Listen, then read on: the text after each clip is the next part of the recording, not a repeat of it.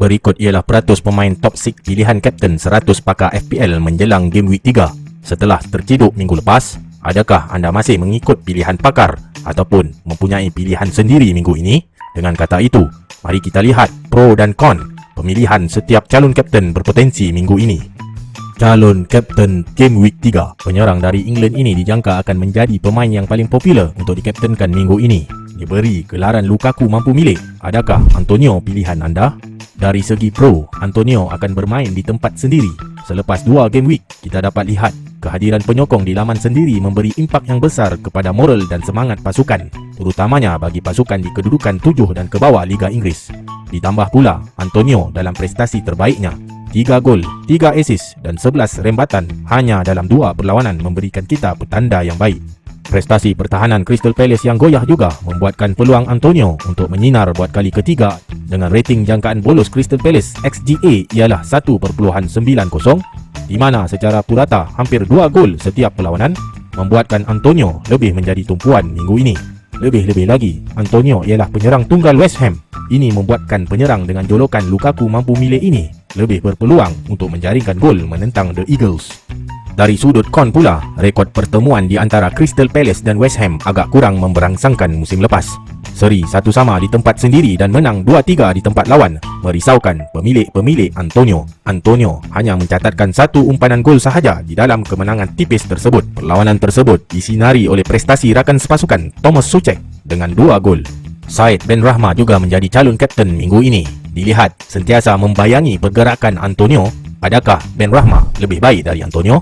2 daripada pro pemilihan Benrahma sebagai kapten pada minggu ini adalah sama seperti Antonio. Cuma dari segi prestasi, Benrahma hanya menjaringkan 2 gol dan 2 assist, masing-masing kurang 1 daripada rekod yang dibuat Antonio. Ditambah pula, sekiranya Antonio dikekang pertahanan Palace minggu ini, Benrahma dijangka akan lebih bebas bergerak dan mungkin lebih menyinar dari Antonio.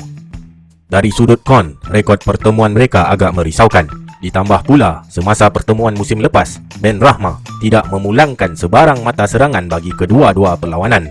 Lebih merisaukan, corak permainan Crystal Palace yang agak keras dan agresif mungkin boleh mengekang pergerakan Benrahma yang bertubuh kecil. Pemain Korea Selatan ini menjadi calon kapten game week 3 seterusnya menentang Watford di laman sendiri minggu ini.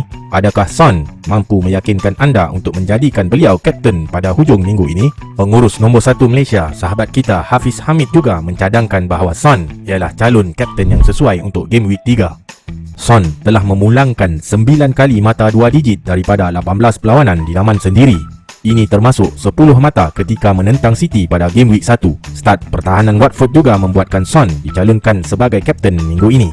Watford mencatat jangkaan bolos XGA yang agak teruk dengan rating 2.92. Ia seperti bolos hampir 3 gol bagi setiap perlawanan. Menentang pasukan yang digelar Newbies EPL, ini juga memberikan kelebihan kepada Son.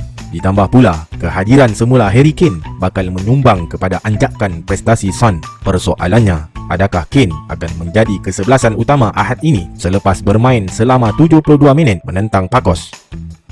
Dari sudut negatif pula, Son baru sahaja pulih dari kecederaan. Adakah dia cukup cergas untuk memberikan prestasi terbaiknya? Corak formasi Nuno yang baru juga agak merisaukan sekiranya Kane dibawa masuk ke dalam kesebelasan utama. Adakah duo berbisa ini dapat mengulangi prestasi terbaik mereka musim lepas? Calon kapten hati kering. Sebelum itu, saya memohon jasa baik penonton semua untuk subscribe channel saya. Ini kerana secara analitik, terdapat hampir 3/4 daripada penonton video channel ini masih tidak menjadi subscriber.